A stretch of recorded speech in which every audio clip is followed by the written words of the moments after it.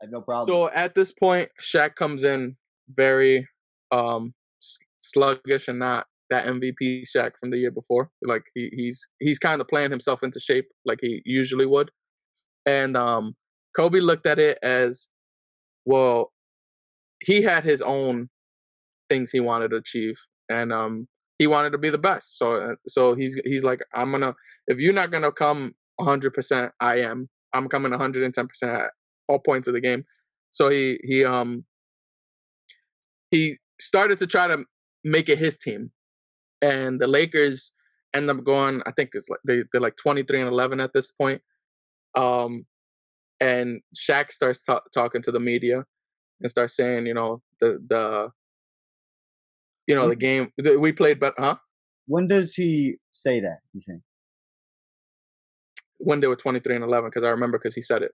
He says So that's 30 yeah, the first 30 games maybe.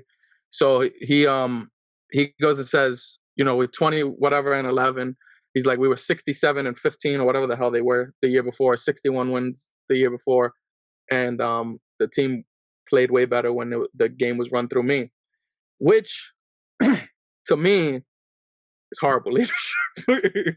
Like, I know Kobe's not the best leader, but that I just feel like people disregard this stuff from Shaq a lot. After the first 31 games of the regular season, Kobe 30 points a game, shooting almost 50%, real close. Like, especially for him, that's very 47% and almost 48 is high for him. 87% from the line is great. Time out. High. That's most of his career. Don't do this right now. When he's during most of his highest points in his career, he's usually at like 47%. He has never crossed the 47% barrier in his career. It's never happened. Not one time. Anyways, back to what I was talking about. Whatever. This is a great stretch for him. I warned you. I told you. Don't do it. Anyways. It's fine. It's fine. So, 30 points per game. I was actually surprised. I thought it was going to be less than this. This is actually really cool. So, 30 points, 5 rebounds, 5 assists. Basically, an MJ style. You know what I mean? With making more threes, shooting 36% from 3, which at the time is like, for a player, that's pretty good. Especially right now, that's good. You think it's good right now? I don't think it's good right now. 40 is the barrier. For a player that's averaging. Back then, it was really good. Back then, it was like, that was some of the best shooting in the league. What is James Harden averaging right now? Isn't he averaging around that? And we consider James Harden a great 3-point shooter. He's also taking more than 10 every game. Kobe would do the same. It's a little different. Come on. Are we serious right now? The Kobe, he was literally whatever. I'm not doing this. I'm not doing this because this is crazy to me. So then Shaq says what he says, right? Yeah. So he complains to the media, which I mean, I don't know if he had already complained to the team at this point or what, but to me, it's just whenever you have especially a superstar, go to the media to start complaining about your team, I feel like it's just gonna, you know what I mean? Like it's always gonna be a recipe for disaster. Not a fucking good look. Yeah. And then of course, at the time, everyone loved Shaq. So who they're gonna attack? They're gonna attack the young up and comer that looks selfish. Which he was selfish though. Yeah. Well, who are they gonna go with? The selfish kid who's got plenty of years in front of him, or the league MVP, the reigning MVP from the year? Yeah. So this is like to put it into perspective for people. Numbers go down, but they don't go down that crazy. Yeah. And if anything, his rebounds and assists go up a little bit. So yeah. Yes.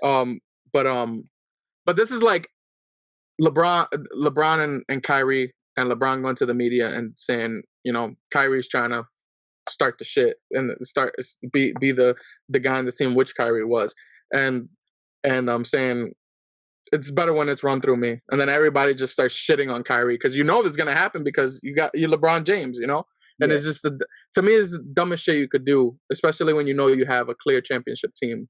Yeah. Well, the thing with the Shaq thing is, they ended up going with Shaq. They did, but they also, like, Shaq definitely got criticism for that because that happened to him with the Magic also with the Penny Hardaway situation. So he was known for being one of those guys. Yeah. You know what I mean? That he was starting to gain a little bit of a reputation. He must have. You know what I mean? Yeah. But I just doubt at that point because I know at that point. Yeah. Well, at that people point, love Shaq, and people were leaning towards not liking Kobe. Yeah. Because of how the overshooting and the inefficiency. But they couldn't deny. And actually, here's one more thing before we get into the playoffs. These are playoff highlights from that year. But the one thing I wanted to bring up the MVP voting. Yeah. Well, before you do that, could you look at those last few games? So if you see, during his last regular season. Yeah. So he doesn't play. He doesn't play much, and it's because he had some kind of injury. I don't know what it was, but during this time, I think the team does better without him. So if you see, look, they go on a nice little stretch. Yeah. Yeah. So they start playing better without him, and that's when he kind of realizes that, and in his mind, he's like, well, I'm not gonna fuck up the team's chemistry and momentum, especially if this is so he changed for the chip. You know, like he's like I want to win a chip, so I'm gonna do what I gotta do to win this chip. So yeah, very first series, 25 and almost 8 assists. Yeah, that's awesome. 2 steals too. Yeah, true. But they swept them 3-game series. But yeah, that the whole thing is this was his worst series out of all of those series. Those is his worst. That's the crazy part. But to your point, the assists do go up to start. Yeah. But can we go? I want to look at the MVP voting because I want to see.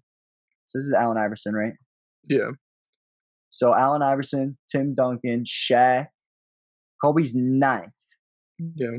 Scoring 28, 6 and 5. And this is a 60-win team, no? Yeah. 60-win team. Yeah. You want to know why that's super impressive? Oh, no, they're 56. They're 56 wins. Okay, the next year they're. Oh, yeah. No, I think the year before there was 60. I don't think they went 60 again. Really? I might be wrong, but pretty sure. Well, but you're right. They did win 60 games the year before, but in the playoffs they turned it the fuck up and they didn't lose. They swept everybody until they lost the first game of the NBA Finals, and that was it. Yeah. But you were saying? Go ahead. No, I was gonna say, like, to be pretty. I mean, 9th in MVP is still pretty. It's still pretty low, but that's saying that you were the 9th best player in that league that year, right? Yeah. Yeah, and he's definitely in the All NBA. He's definitely an All NBA. I think he's first team All NBA this year. I want to say. Second team. Leads the second team. That's crazy. That is insane, but it makes sense because AI. Yeah, well, AI was the MVP that year, and Kidd was leading the Nets. Yeah, you guys smacked them at a later date, but that I'm just giving you crazy. And then I know, but that's crazy to me. And Shaq was there. Yeah, and so when you put that into like perspective, if you like, that's like Stephen and KD, right? Like, I guess that's the only comparison you can really have in terms of like the star power. I'm talking more so like MVP. Like, you're never gonna. To me, if you have 2 legit superstars in your team, you're never gonna win MVP at that point. And KD was always top 5 in MVP, but then Steph would be, at the lower spectrum or whatever. But Shaq's first place votes dropped off a cliff in comparison to the year before. And he's still putting up 29 and 13. Yeah, he pretty much put the same stat line. Yes, pretty much. 57% from the field too. Like, that's crazy. Yeah, that's what I was trying to say. That's what I've been saying for a while now. It is crazy. I agree. But we can definitively say at this point, Kobe's a top 10 player in the league. Yeah, that's fair. I don't know who we say. I can see people saying Allen Iverson is better than Kobe at that point. I would disagree, but I could see people saying Allen Iverson is better than Kobe at that point. And what about Tracy McGrady at this point? I think if you put Kobe in Orlando, he's gonna do more. He's gonna do better than that, and people are gonna. I think people think that Kobe's better than him at this point because that's what it was. It was like Tracy McGrady's chasing scoring titles. Kobe's chasing championships. Like that was one of. But that wasn't T-Mac's fault. I could get. I agree, but that was like what how everyone thought and stuff. So like I'm thinking. Everyone thinks Kobe is better than him at that point. Probably. I would say that's probably fair. Because to me, what that is like, that's like, I don't know, Damian Lillard. Like he's Damian Lillard and Kobe's Curry. Like Damian Lillard might get higher MVP votes because he has a worse team and he's the clear star on his team, and Steph Curry is clearly the second best player on his team. You know what I mean? Like before now, I get what you're saying. When KD was on the squad. Yeah. So that's just how. No, of course. Because now he's definitively the best player on his team. Klay Thompson is the GOAT now.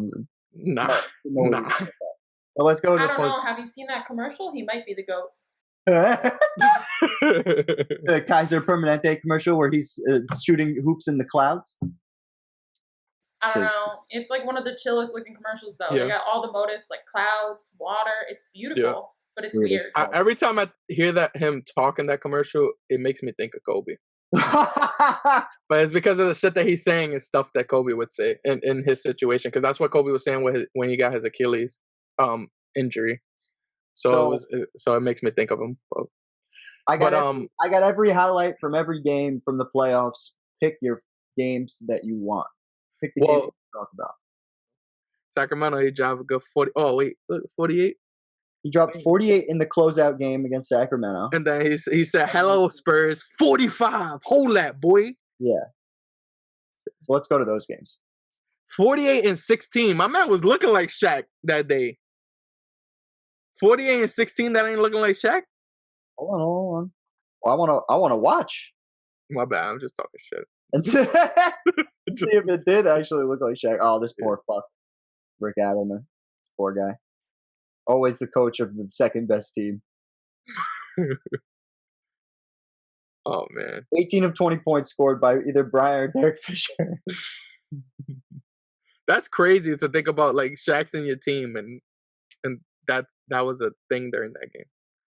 Like, why? Oh, I remember. So he's just coming under, getting putbacks.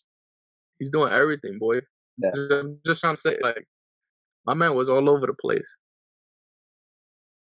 And we could talk about inefficiency if my man want to talk about inefficiency, but impact of the game. Not in these games. Impact of the game.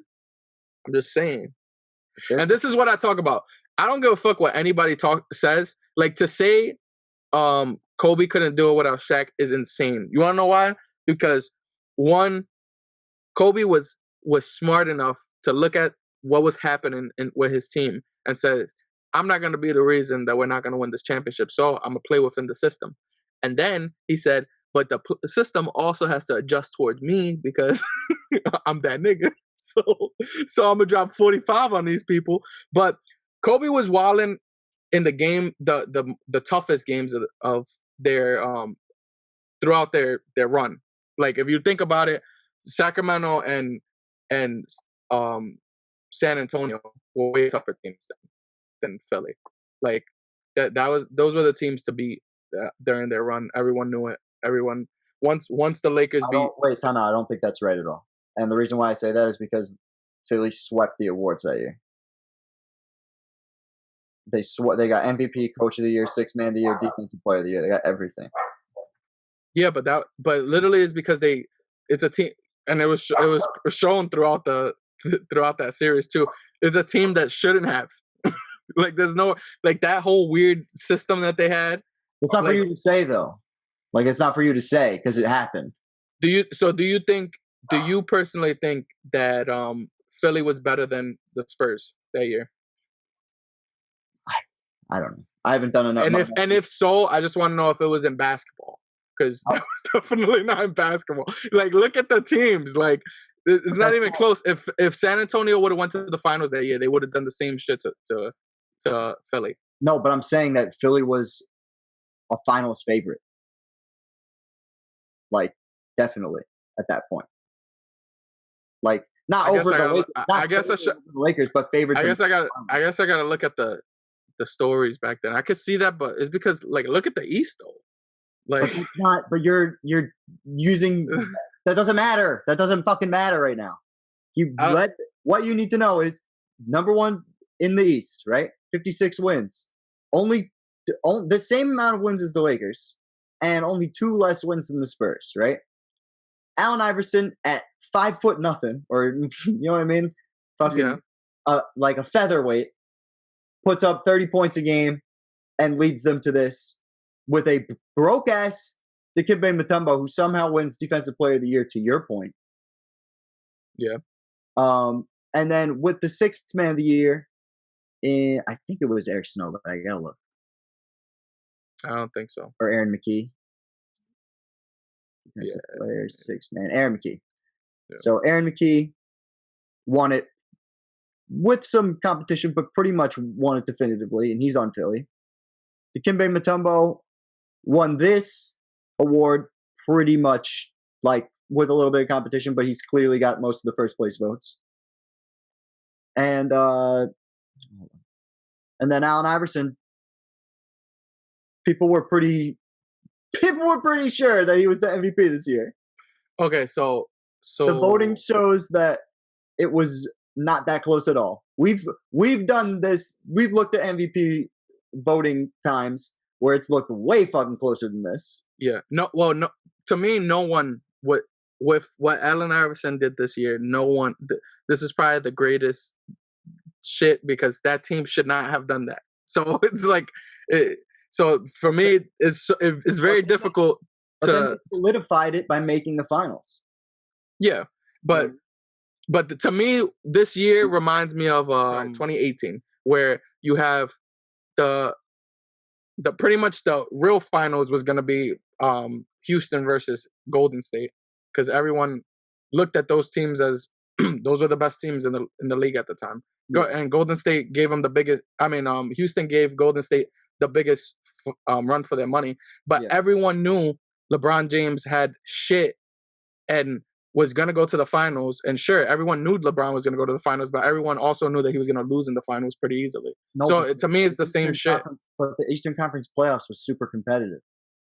When? Like 2 7-game series. 2 7-game series for the. Oh, and okay, I thought you meant 2018. Okay. And then, what do you call it? 5-game series here. That was the least competitive. But back-to-back 7-game series to get to the finals. Like, Philly earned their fucking right to get there. Yeah, but I'm just saying that they showed that, and the way they did the awards, it showed that the guys who voted ended up being right, and they made it out of the East. You know what I mean? So, what I'm saying is the real finals was in the Western Conference. I don't think that was the case. I don't know if that was exactly true. I know it was a big deal, but I mean, how can you say that when at the end of the day they got absolutely swept? Because the whole thing is San Antonio. So going into are better than Philly, but Philly beat the Lakers once.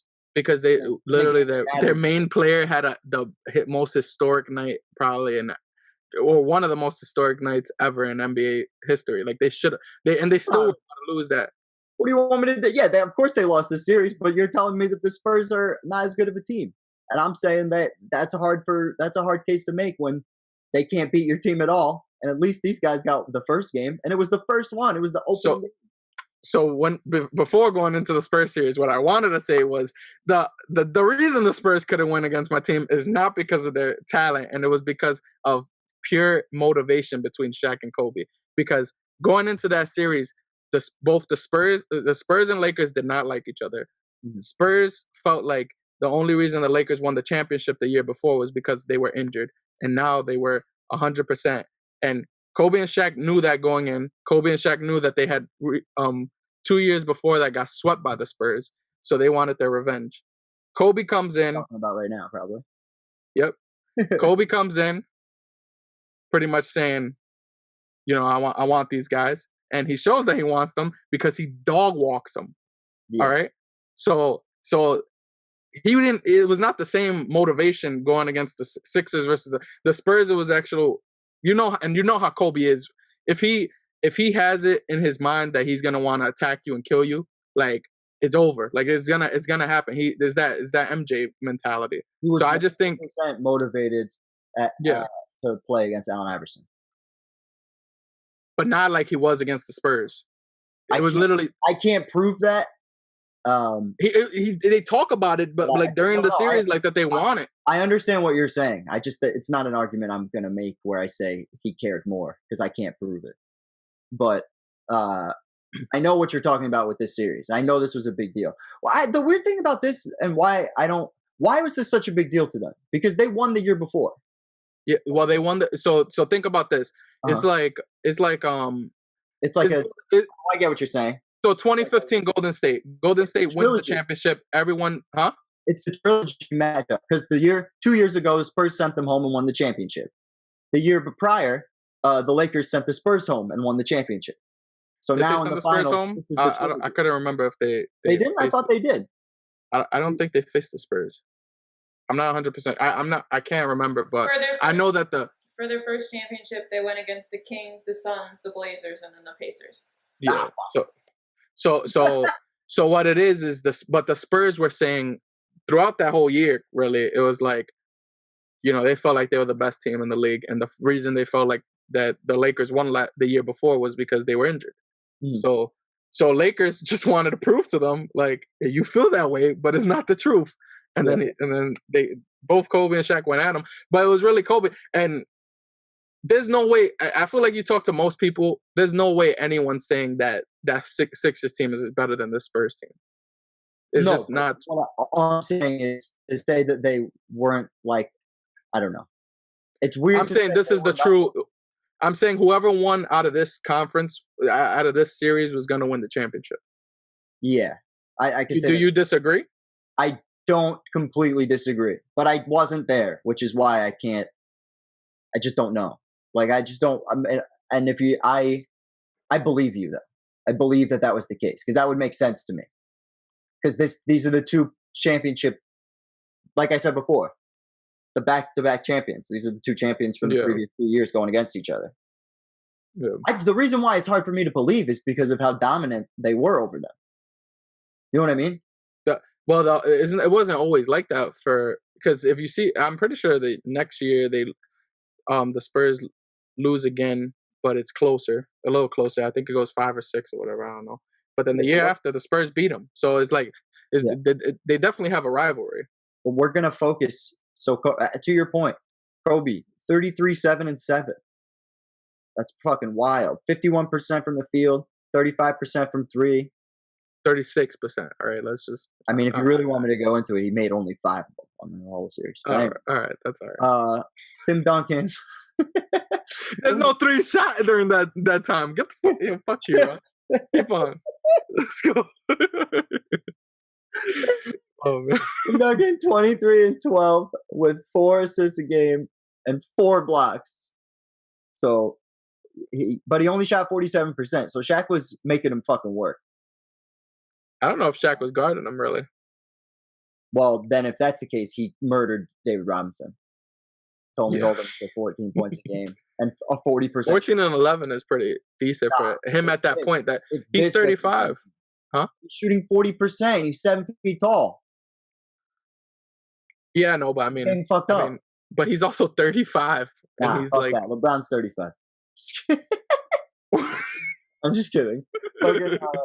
I'm like, big men at 35 usually are dead by that point. You know how big motherfuckers are?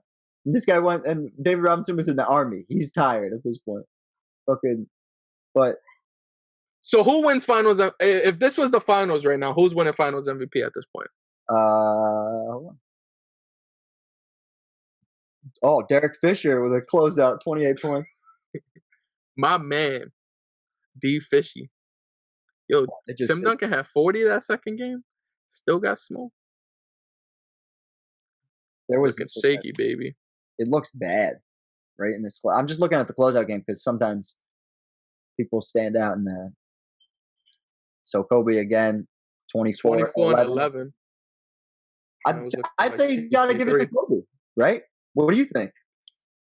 Yeah, but this has been my argument with people. Like, throughout my life is they talk about Shaq and Kobe, and I'm like, Kobe came through when he had to, like with the biggest moments, like he came through all the time.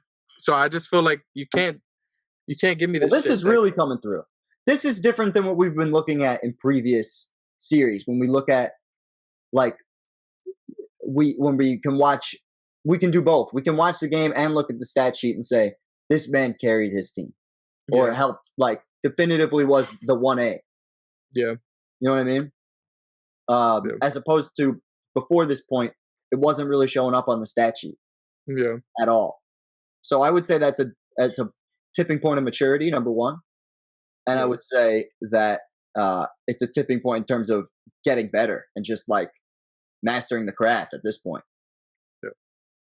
Because to put it in more perspective, like this is a Kawhi Leonard, like what everyone sucks Kawhi off for right now. You know what I mean? And Kawhi's 33-10 and with 5 assists, a little different. But I get what you're saying. It's closer to LeBron. Actually. It kind of, but like, and then Kobe's giving you a steal and a half and a block. Like, yeah, it's closer to LeBron when you think about it. It's way closer to a LeBron stat line in the playoffs during a series than it is. Yeah, I could see that. Yeah, which is actually more for sure. So I think, and especially during this time, like that was a lot of Kobe's game. It was a lot of driving, and instead of where LeBron's kicking it out to a 3-point shooter, Kobe's just dropping it into Shaq when the double comes. You know what I mean? But he was dishing it out to 3-point shooters too. Like you understand what I'm saying. You saw that in the pit. No, yeah, I know. Yeah. I know what you mean. But no, okay. So we get to the finals. First game is super duper famous, right?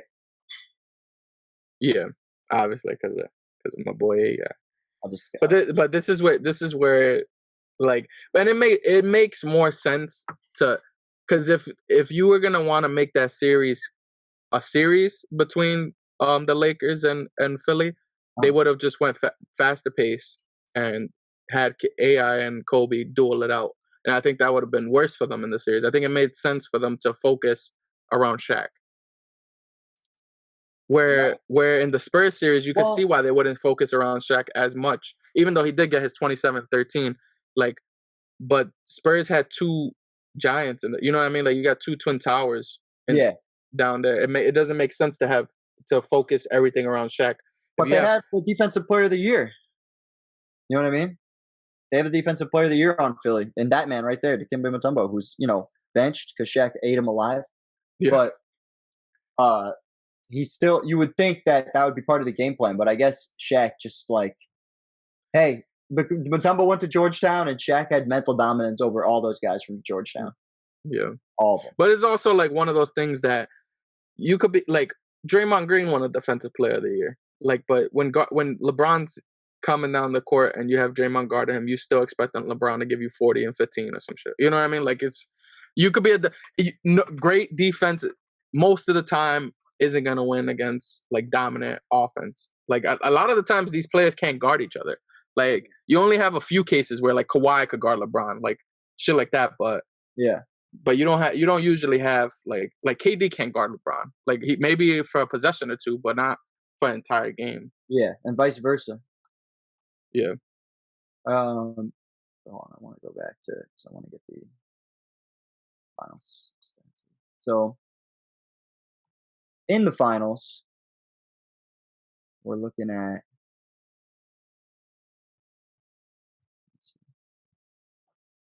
Kobe, 25, 8, and 6, with a steal and a half and a block and a half a game, shooting 41%. So his field goal percentage floored.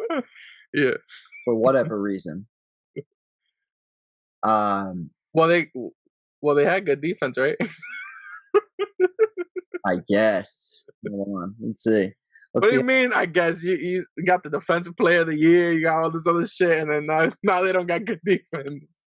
That was that was what that team was known for. Mutombo still 16, 17, and 13, right? Or no, 17 and 12 with 2 blocks a game. Allen Iverson shot a better percentage than he did in the regular season, 40, and put up 5 more points per game, 35. 5-3. It's just nobody else showed up to play. Yeah.